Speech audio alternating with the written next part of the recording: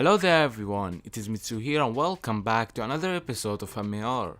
This is the series where we will have a quick tactical roundup on the previous Premier League match week.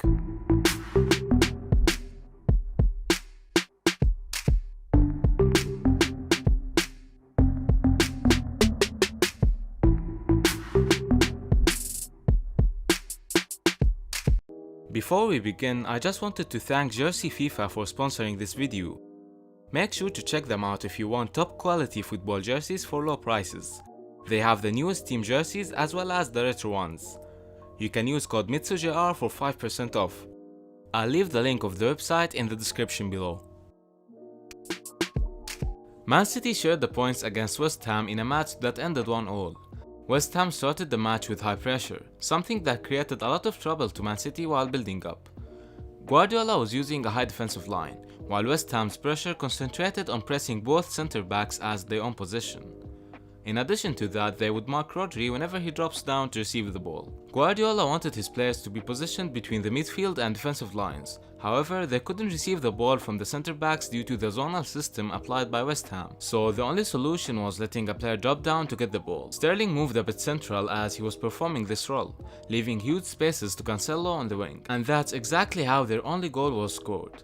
West Ham even used a 5-4-1 to defend their lead, but Man City was able to stretch the 5-man defensive line as Cancelo was behind a lot of the attacks after dribbling in those 1v1 situations.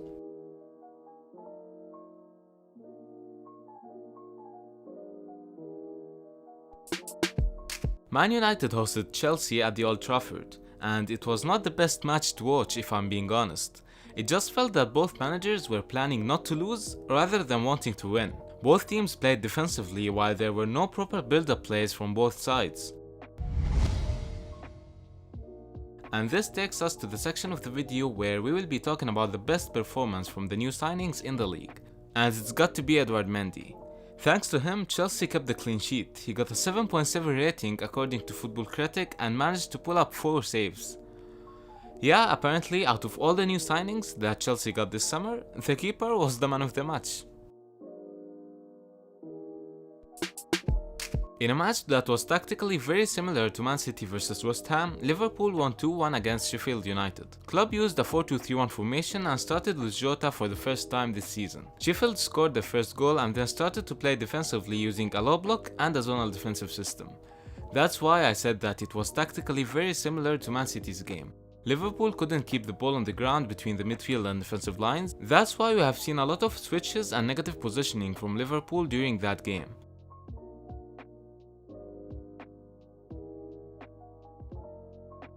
The only solution to attack was to cross the ball inside, and that's exactly how the 2 goals were actually scored.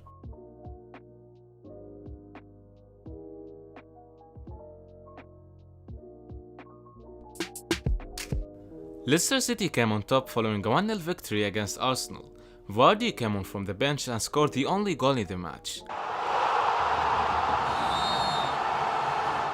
So you guys know it by now, this is the section of the video where we will be discussing the best tactical play of the week, and it was Leicester's defensive organization. Rodgers used something that you can call a 5-5 formation. Yeah, that's not a thing obviously, but hey, have a look at this. He used the 5-man defensive line while the other 5 players were performing the traditional zonal defensive style. Notice how no Arsenal players managed to be positioned in the midfield or between those 5 players from Leicester. Whenever someone drops inside, they mark him immediately. Something that forced Lacazette and Aubameyang to drop down a lot.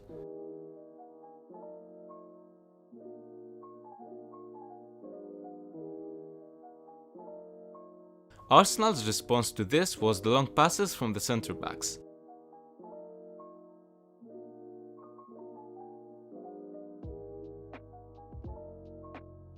Leicester had some issues when performing those offside traps, but they managed to get away with it and keep the clean sheet at the end. However, Leicester's only goal came in from the exact same long ball that Arsenal was depending on throughout the game.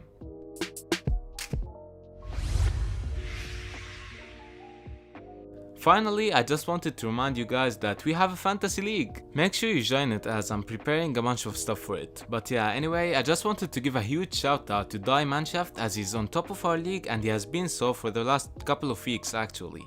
I also want to shout out King Farson as he managed to get 72 points, which is the highest this week in our league again obviously. But yeah, this is how I'll be starting next week. I just found out that Rodriguez is injured, so I replaced him with Killman. Probably not the best choice since I have Zaha on my team as well, but yeah, my bench isn't the best, you know. Let me know if you have any kind of events or stuff that you want me to do related to this fantasy league.